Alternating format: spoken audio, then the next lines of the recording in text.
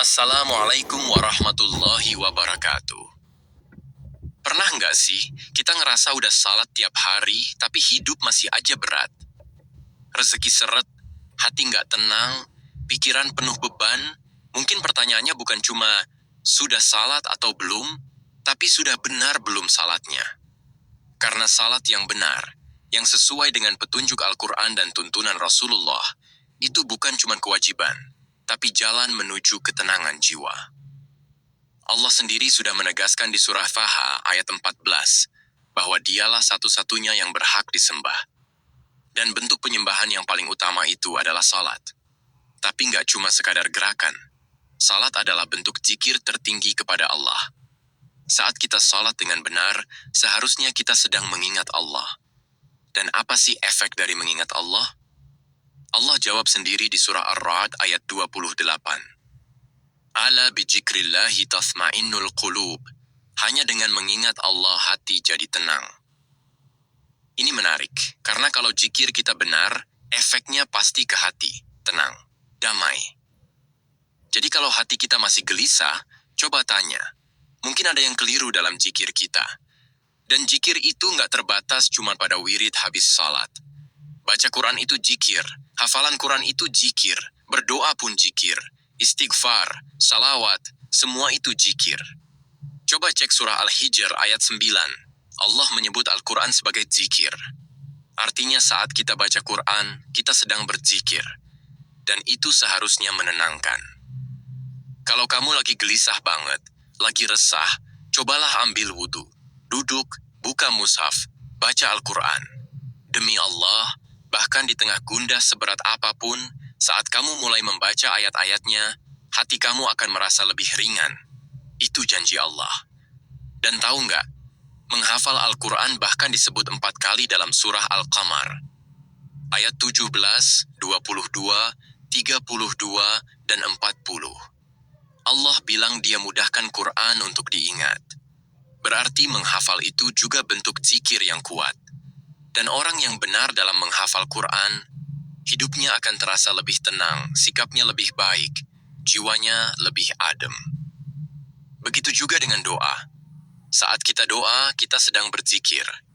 Surah Al-Baqarah ayat 152 dan surah Al-A'raf ayat 205 menegaskan hal ini. Ingat nggak rasanya saat kamu lagi galau banget, lalu angkat tangan dan berdoa sambil menangis? Setelahnya, meskipun masalah belum selesai, hati terasa jauh lebih ringan, kan? Itu efek zikir yang benar. Sekarang perhatikan. Semua bentuk zikir tadi, baca Quran, hafalan, doa, istighfar, semuanya ada dalam salat. Saat salat kita baca Al-Quran. Kita pakai hafalan. Kita berdoa di ruku, sujud, dan duduk di antara dua sujud. Kita istighfar. Jadi logikanya, kalau semua zikir terkumpul dalam salat, harusnya orang yang salat hidupnya lebih tenang, jiwanya lebih damai. Makanya tempat salat aja, masjid, itu bisa bikin hati tenang. Coba bandingin rasanya masuk rumah biasa dengan masuk masjid. Suasananya beda. Hatinya langsung adem. Tapi anehnya, ada juga orang yang tiap hari salat, tapi masih aja nggak tenang. Nah, ini yang harus dicek. Bisa jadi bukan salatnya yang kurang, tapi kualitas salatnya yang belum benar. Kadang, saat salat, pikiran kemana-mana. Awan mendung aja bisa jadi bahan pikiran di tengah salat. Padahal nggak penting. Kalau kayak gitu, jangan-jangan kita belum benar-benar hadir dalam salat. Belum menikmati zikirnya.